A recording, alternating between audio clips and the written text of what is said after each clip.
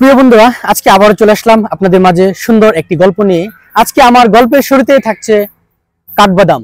কাঠবাদাম আসলে আমরা কতটুকু জানি এটার উপকারিতা।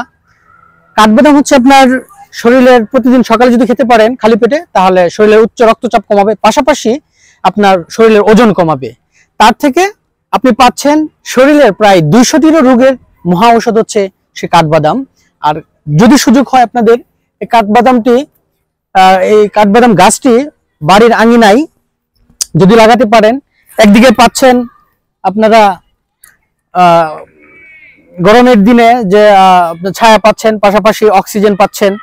তার থেকে বেশি পাচ্ছেন হচ্ছে কাঠবাদামটা গাছটি রোপণ করে আপনারা নিজ হাতে সংগ্রহ করে এটা আপনারা খেতে পারতেছেন এবং অনেক রোগ থেকে মুক্তি পাচ্ছেন। ভালো থাকবেন, আজকে মতো আল্লাহ হাফেজ।